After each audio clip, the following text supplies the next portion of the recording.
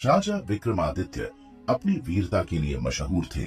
उन्हें असंभव कार्यों को सफलतापूर्वक पूरा करने में महारत हासिल थी।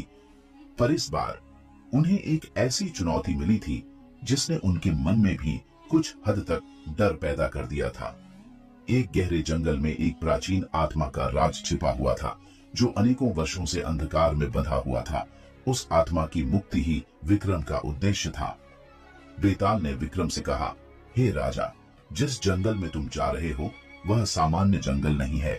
यह वह स्थान है जहां वर्षों पहले एक आशी ने शाप देकर इस जंगल को मूक और भयावह बना दिया था। यहाँ की हवाओं में आहें और दर्द की चीखें सुनाई देती हैं। यहाँ का हर पेड़ एक कहानी कहता है, पर कोई इसे सुनने की हिम्मत नहीं करता। विक्रम का मन कुछ असमंजस में था। एक ओर साहस और दृढ़ता, दूसरी ओर भय और संदेह।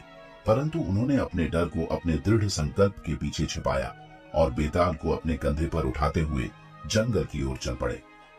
जंगल के भीतर कदम रखते ही विक्रम को ठंडी हवा का झोंका महसूस हुआ। वातावरण में एक अद्भुत अजीब सी शांति थी जो उनके रोंगटे खड़े कर रही थी। अचानक एक पेड़ ने अपने पतले और मजबूत शाखाओं को फैलाते हुए विक्रम के मार्ग में अवरोध पैदा कर दिया। यह कोई साधारण पेड़ नहीं था। इसके पत्ते चमक रहे थे और शाखाएं धीरे धीरे हिल रही थी, मानो कुछ कहना चाह रही हों। विक्रम ने पेड़ को ध्यान से देखा और मन ही मन सोचा, क्या यह जंगल वास्तव में शापित है या यहाँ कोई अदृश्य शक्ति है जो मुझे रोकना चाहती है। बेताल ने अपनी रहस्यमयी हंसी से वातावरण को और भी डरावना बना दिया। उसने कहा, राजन, यह सिर्फ शुरुआत है। क्या तुम इस भयावह जंगल के भीतर गहरे जाने का साहस रखते हो? यह जंगल तुम्हें विचलित करने का हर संभव प्रयास करेगा।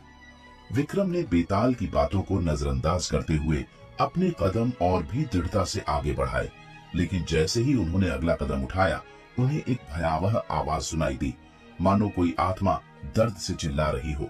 विक्रम का दिल तेजी से धड़कने लगा, पर उन्होंने अपनी आत्मविश्वास को नहीं खोया। उनके कदम धीमे पड़ रहे थे, परंतु उन्होंने रुकने का नाम नहीं लिया। बेताल ने कहा, राजन, तुम्हारा यह आत्मविश्वास तुम्हें कितनी दूर ले जाएगा, यह देखना रोमांचक होगा। पर ध्यान रहे, यह जंगल किसी का मित्र नहीं है। जंगल में आगे बढ़ते हुए विक्रम को एक प्राचीन मंदिर दिखाई दिया। वह मंदिर अजीब ढंग से टूटा फूटा था, मानो किसी बड़े युद्ध का साक्षी हो। वहां की हवा में एक अजीब सी गंध थी जो विक्रम के मस्तिष्क को विचलित कर रही थी। मंदिर के बाहर एक शिला पर लिखा हुआ था, जो यहाँ आएगा उसे अपनी आत्मा की सबसे बड़ी कमजोरी का सामना करना होगा। विक्रम ने सोचा, क्या यह कोई चेतावनी है या मुझे यहाँ कोई संकेत मिल सकता है जो इस जंगल के रहस्य को खोलने में मेरी सहायता करेगा। उन्होंने शिला के शब्दों को ध्यानपूर्वक पढ़ा और मंदिर के अंदर कदम बढ़ाए। उनके हर कदम के साथ मंदिर के अंदर की हवा ठंडी और भारी होती जा रही थी। हर कोना अंधेरे से भरा था और एक अनजानी शक्ति उनके साहस की परीक्षा ले रही थी। मंदिर के अंदर घुसते ही विक्रम को एक पुरानी मूर्ति दिखाई दी, जो किसी पुराने योद्धा की थी। मूर्ति के चेहरे पर गुस्से और दर्द की लकीरें थीं, मानो वह किसी त्रासदी का प्रतीक हो। विक्रम ने उस मूर्ति के पास जाकर उसे ध्यान से देखा। तभी बेताल ने उसे चेताया, राजन, यह कोई साधारण मूर्ति नहीं है। इसके अंदर एक पुरानी आत्मा का वास है जो शापित है और अपने उद्धार की प्रतीक्षा कर रही है। विक्रम ने बेताल की बात सुनी और सोचा, क्या यह आत्मा ही वह रहस्य है जिसे मुझे मुक्त करना है? विक्रम के मन में उस आत्मा को मुक्त करने की प्रबल इच्छा जाग उठी, लेकिन वह जानता था कि यह कार्य इतना आसान नहीं होगा। उसे कई परीक्षाओं और कठिनाइयों से गुजरना होगा। विक्रम ने अपनी आंखें बंद कर ध्यान लगाया। तभी उस मूर्ति से एक तेज रोशनी निकली और सामने एक धुंधली छवि दिखाई देने लगी। वह छवि एक पुराने योद्धा की थी जो दुखी और निराश दिखाई दे रहा था। उसने विक्रम से कहा, हे महापुरुष, मुझे इस शाप से मुक्ति चाहिए, पर इसके लिए तुम्हें कई कठिन रास्तों से गुजरना होगा। क्या तुम तैयार हो? विक्रम ने दृढ़ता से कहा, मैं किसी भी कठिनाई से घबराता नहीं हूँ। मुझे तुम्हारे इस दुख का कारण जानना है और तुम्हारी मुक्ति का मार्ग खोजना है। योद्धा ने एक गहरी सांस ली और कहा, तो सुनो, यह कहानी बहुत दर्दनाक है। यह वह कहानी है जो मुझे हर रात जलाती है और हर सुबह मुझे और अधिक शापित बनाती है। योद्धा ने विक्रम को अपनी कहानी सुनानी शुरू की, जिसमें उसके जीवन का दर्द, उसका प्रेम और उसके विश्वासघात का चित्रण था। योद्धा की कहानी सुनते सुनते विक्रम का हृदय भी द्रवित हो गया। उसने महसूस किया कि यह जंगल न केवल शापित है, बल्कि इसमें हर पेड़, हर पत्थर और हर आवाज में उस योद्धा का दुख और पीड़ा बसी हुई है। जंगल के अंदर बढ़ते हुए विक्रम को एक विचित्र द्वार दिखाई दिया। उस द्वार से लगातार काले धुएं का एक गहरा और रहस्यमयी बादल निकल रहा था। वातावरण में धुएं की गंध तीव्र और अजीब थी, मानो यह धुआं आत्माओं का विलाप हो। विक्रम ने महसूस किया कि यह द्वार साधारण नहीं था, बल्कि यह किसी दूसरी दुनिया में जाने का मार्ग हो सकता था।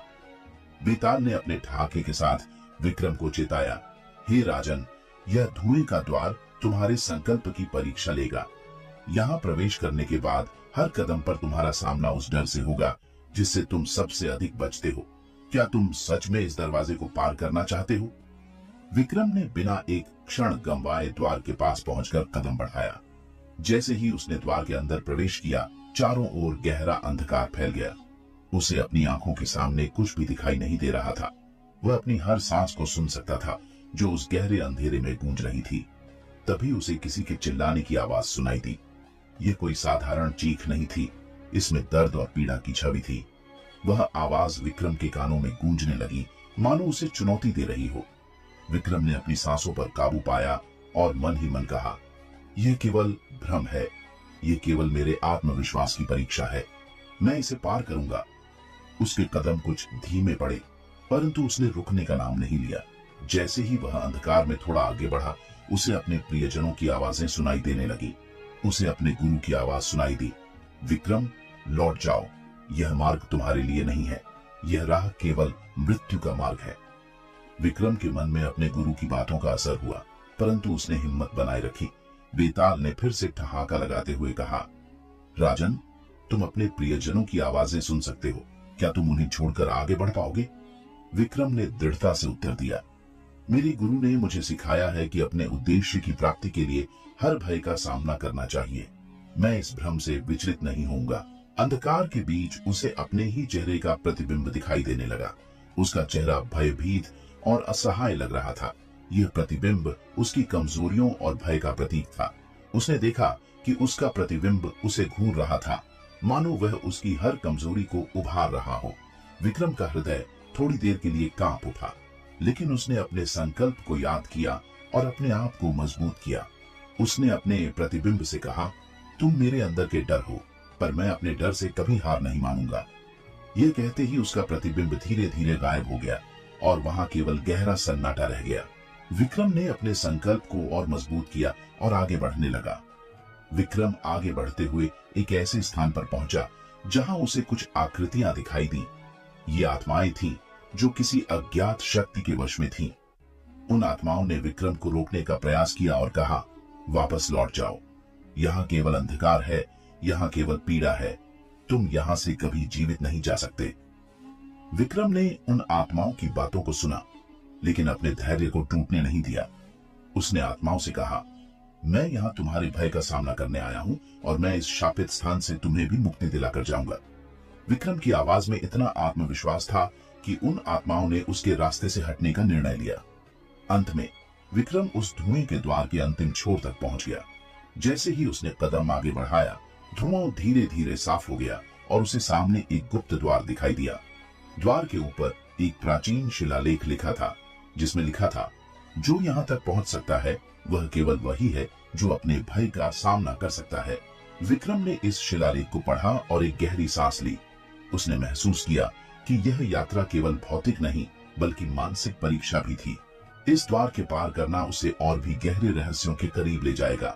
धुएं का द्वार पार करने के बाद विक्रम एक अंधेरे कक्ष में पहुंचा। वहां चारों ओर रहस्यमय प्रतीक और शिलालेख उकेरे हुए थे। कमरे के बीचों बीच एक जलता हुआ दीपक था, जिसकी लौ अजीब सी थी, न तो पूरी तरह से स्थिर और न ही बुझने को तैयार। इस दीपक के चारों ओर एक गोलाकार चिन्ह बना हुआ था। विक्रम ने महसूस किया कि वह किसी गूढ़ शक्ति के पास था, एक ऐसी शक्ति जिसने इस स्थान को उसके हर कदम का गवाह बना रखा था।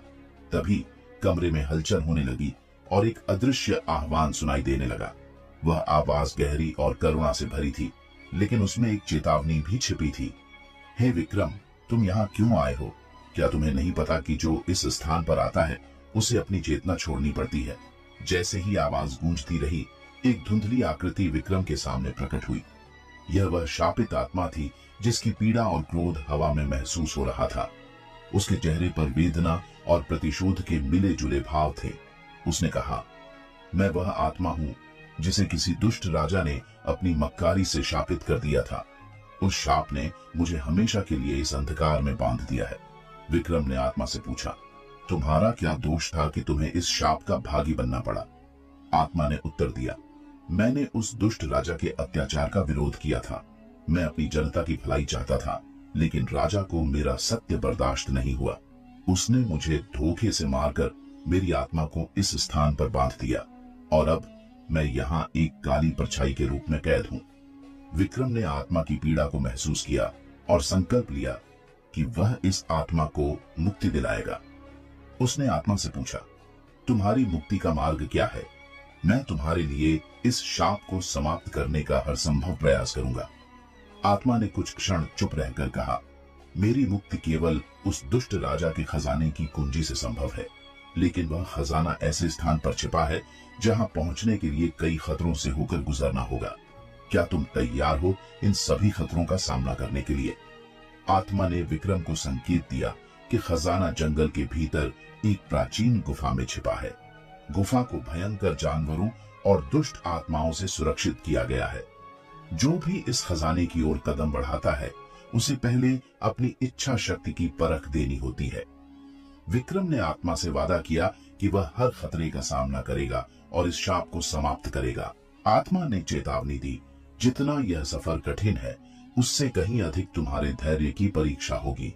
तुम जो देखोगे वह केवल तुम्हारे मन का भ्रम नहीं होगा, यह यात्रा तुम्हारे साहस की असली कसौटी होगी।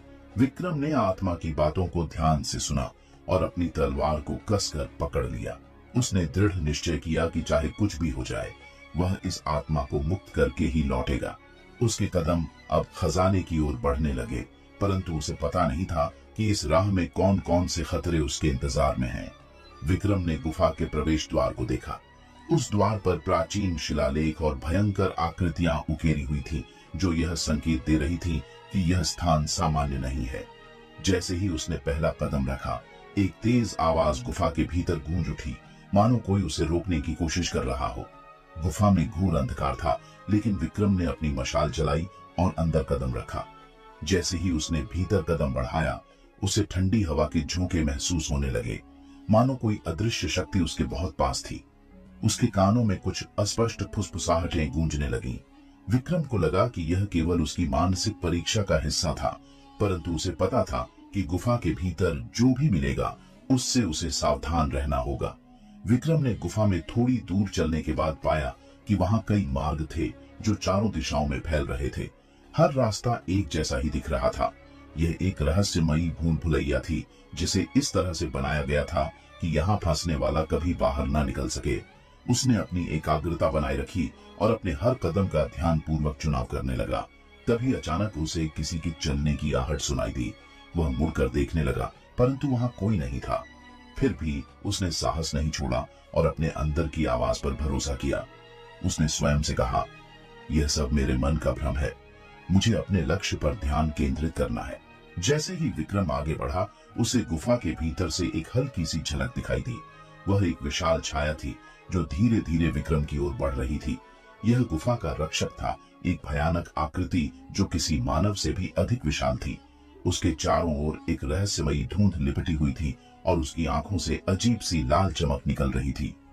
विक्रम ने अपनी तलवार को कसकर पकड़ लिया और दृढ़ता से उस रक्षक की ओर देखा। उसने सोचा कि यदि उसे इस रक्षक से पार पाना है तो उसे पूरी ताकत और बुद्धिमानी के साथ लड़ना होगा। रक्षक ने अपनी घनी आवाज में विक्रम को चेतावनी दी, हे मानव, यदि तुम जीवित रहना चाहते हो तो यहाँ से लौट जाओ।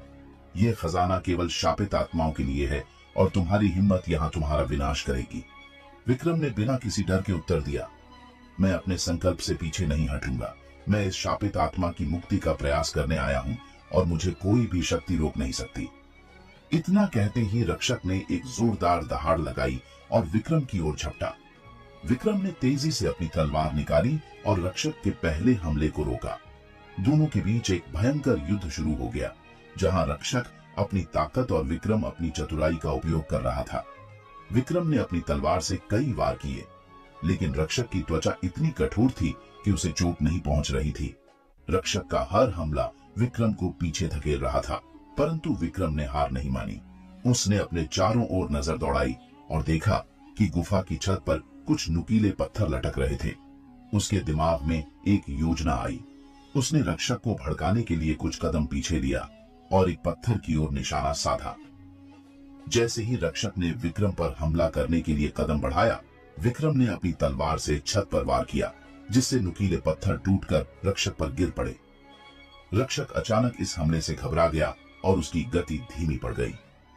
विक्रम ने इस अवसर का लाभ उठाकर रक्षक की आंखों पर वार किया, जिससे वह दर्द से कराह उठा और पीछे हट गया। रक्षक का पराजय देखकर विक्रम ने चैन की सांस ली। गुफा का रक्षक अब विक्रम के रास्ते से हट चुका था, लेकिन जाते जाते उसने विक्रम को चेतावनी दी, तुमने मुझे पराजित कर दिया है, परंतु यह खजाना तुम्हारे लिए नहीं है। इस खजाने की खोज में बहुत लोग आए हैं, परंतु जो आगे बढ़ते हैं वे केवल मृत्यु को प्राप्त करते हैं। विक्रम ने उसकी चेतावनी को अनसुना नहीं किया, परंतु वह अपने संकल्प में अडिग था। उसने अपने पथ पर बढ़ते रहने का निर्णय किया और रक्षक के गुफा के भीतरी हिस्से की ओर चल पड़ा, जहां उसे एक नया मार्ग दिखाई दिया। विक्रम के कदम अब एक संकरी सुरंग की ओर बढ़ने लगे, जो गुफा के अंत की ओर जा रही थी। हर कदम के साथ उसे महसूस हो रहा था कि वह खजाने के करीब पहुंच चुका है। सुरंग के भीतर की ठंडी हवा उसके शरीर को कंपा रही थी, लेकिन उसका संकल्प अडिग था। उसके मन में बार बार उस शापित आत्मा की बात गूंज रही थी। जैसे ही उसने सुरंग का अंतिम छोर पार किया, उसके सामने एक बड़ा चमकता हुआ कक्ष प्रकट हुआ। कक्ष के बीचों बीच एक प्राचीन खजाना रखा था, जिसे सोने और चांदी के आभूषणों से सजाया गया था। उसकी चमक इतनी तीव्र थी कि विक्रम की आंखें कुछ पलों के लिए चौंधिया गईं। परंतु खजाने की इस चमक के पीछे एक अजीब सी रहस्यमयी और ठंडी शक्ति महसूस हो रही थी, जैसे वहां कोई अदृश्य शक्ति हर क्षण उसकी निगरानी कर रही हो। खजाने के पास जाते ही विक्रम को एक अजीब सी गूंज सुनाई देने लगी। वह आवाज धीमी परंतु डरावनी थी। जैसे ही वह खजाने के करीब पहुंचा, अचानक वहां एक विशाल काय परछाई प्रकट हुई। यह गुफा का अंतिम रक्षक था, जो इस खजाने की सुरक्षा के लिए यहाँ बंधन में था। उस रक्षक ने एक भयानक दहाड़ लगाई और विक्रम को चेतावनी दी, हे मानव, यह खजाना तुम्हारे लिए नहीं है। इसे पाने के लिए तुम्हें अपने जीवन की आहुति देनी होगी। यदि तुम इस खजाने को छूते हो तो तुम भी उसी शाप का भागी बन जाओगे, जिसने यहाँ कैद की गई आत्माओं को सदियों से बांध रखा है। विक्रम ने उस रक्षक की चेतावनी को गंभीरता से लिया, लेकिन उसका संकल्प अभी भी मजबूत था। उसने कहा, मैं यहाँ अपने लिए नहीं, बल्कि एक निर्दोष आत्मा की मुक्ति के लिए आया हूँ। मुझे यह खजाना नहीं चाहिए, परंतु मुझे इसका शाप समाप्त करना होगा, ताकि इस आत्मा को शांति मिल सके। विक्रम की दृढ़ता और निस्वार्थ भाव देखकर रक्षक कुछ क्षण के लिए शांत हो गया। उसने विक्रम से कहा, तुम्हारी नीयत नेक है, परंतु यहाँ तक पहुँचना ही पर्याप्त नहीं है। तुम्हें एक अंतिम परीक्षा का सामना करना होगा। यदि तुम इसे पास कर जाते हो, तभी तुम इस खजाने का शाप समाप्त कर सकोगे। रक्षक ने विक्रम के सामने एक जादुई दर्पण प्रकट किया। उसने कहा, यह दर्पण तुम्हारे सबसे गहरे डर, लालच और कमजोरियों को प्रकट करेगा। यदि तुम अपने अंदर के हर भय को हराकर सत्य को पहचान सको, तो तुम इस शाप को समाप्त कर पाओगे। जैसे ही विक्रम ने उस दर्पण में देखा, उसे अपनी परछाई दिखाई दी, परंतु यह साधारण परछाई नहीं थी। यह विक्रम के डर और असुरक्षा का प्रतीक थी। परछाई ने विक्रम से कहा, तुम क्या सोचते हो कि तुम इस शाप को समाप्त कर सकते हो? तुम स्वयं इस यात्रा में फंस चुके हो और अब तुम्हारे पास कोई चारा नहीं बचा।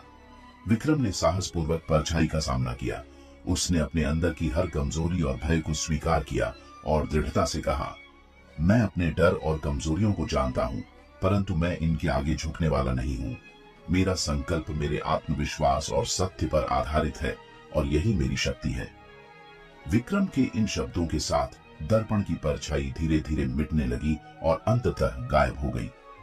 रक्षक ने देखा कि विक्रम ने अपने भीतर के भय को हराकर सत्य को पहचान लिया है।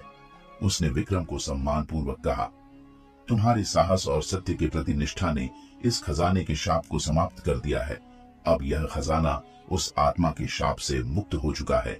जैसे ही शाप समाप्त हुआ, एक उज्जवल प्रकाश गुफा के चारों ओर फैल गया। वह आत्मा जो सदियों से इस शाप के कारण पीड़ा में थी, अब मुक्त हो गई थी। उसने विक्रम का आभार व्यक्त किया और कहा, तुमने अपने साहस और निस्वार्थता से मुझे मुक्ति दिलाई है। मैं सदैव तुम्हारा आनी रहूंगा। विक्रम ने उस आत्मा को शांतिपूर्वक विदा किया और गुफा से बाहर निकलने लगा। उसकी यात्रा समाप्त हो चुकी थी और वह अपने लक्ष्य में सफल हो चुका था। गुफा से बाहर आते ही विक्रम ने चारों ओर की हवा में एक अलग सी ताजगी महसूस की। उसकी आंखों में एक नई चमक थी और उसकी चाल में एक अडिग आत्मविश्वास। उसने महसूस किया कि वह अब केवल एक राजा ही नहीं, बल्कि अपने राज्य का एक सच्चा मार्गदर्शक बन चुका है। उसके इस सफर ने उसे न केवल शारीरिक बल्कि मानसिक रूप से भी मजबूत बनाया था। जैसे ही विक्रम अपने राज्य में पहुंचा, वहां के लोगों ने उसे श्रद्धा और प्रेम से स्वागत किया। राज्य के मंत्रियों और सलाहकारों को पहले ही उसकी वापसी की सूचना मिल चुकी थी। राज्य की जनता को अपने राजा के इस विजय की कहानी का इंतजार था। हर कोई जानना चाहता था कि विक्रम ने किस तरह से उन खतरों का सामना किया और खजाने के शाप को कैसे समाप्त किया। विक्रम ने अपने मंत्रियों और सलाहकारों को बुलाकर उन्हें यात्रा की पूरी कहानी सुनाई, जिससे हर कोई अचंभित रह गया। उसने न केवल अपने साहस और बुद्धिमत्ता का परिचय दिया, बल्कि एक आत्मा को शांति भी दिलाई थी। विक्रम ने जनता को संबोधित करते हुए कहा, मैंने इस यात्रा में बहुत कुछ सीखा। शाप और खजाने से कहीं अधिक महत्वपूर्ण वह सबक है जो मैंने अपने भीतर से सीखा है। हम सभी के अंदर अपने डर और असुरक्षाएं होती हैं, परंतु सच्चा साहस उन्हें पहचानने और उनसे ऊपर उठने में है। जब हम अपने भीतर की सच्चाई को स्वीकार करते हैं, तभी हम बाहरी दुनिया के किसी भी शत्रु का सामना कर सकते हैं। जनता विक्रम के इन शब्दों से प्रेरित हुई। उसके भाषण ने लोगों के मन में एक नई ऊर्जा और आत्मविश्वास पैदा कर दिया। राजा का यह बदला हुआ रूप देखकर राज्य के लोग भी आश्वस्त हो गए कि उनका राजा न केवल बाहरी शत्रुओं से उनकी रक्षा करेगा, बल्कि उन्हें आत्म प्रेरणा का मार्ग भी दिखाएगा। अब विक्रम को महसूस हुआ कि उसकी इस यात्रा का उद्देश्य केवल एक शापित आत्मा की मुक्ति तक सीमित नहीं था। उसके इस अनुभव ने उसे एक नई दृष्टि दी थी। उसे एहसास हुआ कि वह सिर्फ राज्य का रक्षक नहीं है, बल्कि एक मार्गदर्शक भी है। वह अपने राज्य में सच्चाई, धर्म और साहस के महत्व को स्थापित करना चाहता था। उसने निर्णय लिया कि वह अब अपने राज्य में कुछ नए नियम बनाएगा, जो लोगों को अपने जीवन में ईमानदारी, सत्य और साहस के मार्ग पर चलने के लिए प्रेरित करेंगे। उसने अपने मंत्रियों से कहा कि वे राज्य में एक ऐसा वातावरण बनाएं जहां हर व्यक्ति अपने भीतर की सच्चाई को पहचाने और अपने डर का सामना कर सके। विक्रम ने उस खजाने को राज्य के विकास और भलाई के लिए प्रयोग करने का निश्चय किया। उसने अपने राज्य में शिक्षा, चिकित्सा और रक्षा के क्षेत्र में सुधार करने का संकल्प लिया। उसने कहा, यह खजाना मेरे लिए नहीं, बल्कि राज्य की जनता के लिए है। इसकी शक्ति और संसाधन का प्रयोग मैं राज्य की समृद्धि और सुरक्षा के लिए करूंगा। लेकिन विक्रम को पता था कि भविष्य में और भी चुनौतियां आएंगी। वह जानता था कि इस यात्रा से मिली सीख केवल एक शुरुआत थी। खजाने की रक्षा करने वाली आत्माओं ने उसे चेतावनी दी थी कि यह दुनिया अभी भी रहस्यों और शक्तियों से भरी हुई है और उसे अपनी बुद्धिमत्ता और साहस को सदैव सजग रखना होगा। विक्रम ने राज्य में सभी को एकत्र कर एक यज्ञ का आयोजन करवाया। यह यज्ञ राज्य की शांति, समृद्धि और सुरक्षा के लिए किया गया था।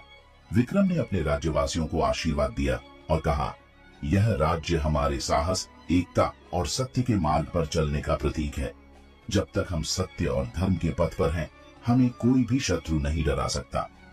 राज्य में इस यज्ञ के बाद एक नई ऊर्जा का संचार हुआ।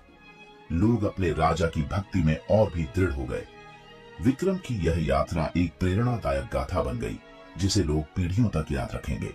विक्रम की यह यात्रा एक साहसिक यात्रा से कहीं अधिक थी। उसने न केवल खजाने का शाप समाप्त किया, बल्कि अपने राज्य को सच्चाई और धर्म के पथ पर चलने का मार्ग भी दिखाया। विक्रम का यह अनुभव उसे और भी महान बना चुका था और उसका राज्य एक नई दिशा में अग्रसर हो चुका था। चलो दोस्तों, ये थी विक्रम और बेताल की रहस्यमयी कथा का तीसरा भाग।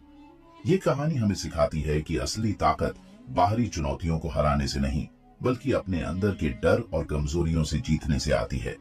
ऐसे ही प्रेरक और रहस्यमयी कहानियों के लिए जुड़े रहें हमारे साथ पौराणिक इतिहास चैनल पर। हम हर वीडियो में आपको भारतीय इतिहास और संस्कृति के अद्भुत किस्सों से रूबरू कराते हैं, जो न सिर्फ आपको रोमांचित करेंगे बल्कि आपके जीवन में एक नई प्रेरणा भी भरेंगे। अगर आपको हमारी ये कोशिश पसंद आ रही है तो तुरंत हमारे चैनल को सब्सक्राइब करें और बेल आइकन दबाएं ताकि अगली कहानी का नोटिफिकेशन सबसे पहले आपको मिले। आपकी प्रतिक्रिया हमारे लिए बहुत महत्वपूर्ण है, तो कमेंट में हमें बताएं कि विक्रम और बेताल की ये कहानी आपको कैसी लगी। और हाँ, अपने दोस्तों और परिवार के साथ भी ये वीडियो जरूर शेयर करें ताकि भारतीय पौराणिकता के ये अद्भुत किस्से और भी लोगों तक पहुंच सके। तो बने रहिए पौराणिक इतिहास के साथ। यहाँ हर कहानी में छुपा है एक नया सबक, एक नया रहस्य।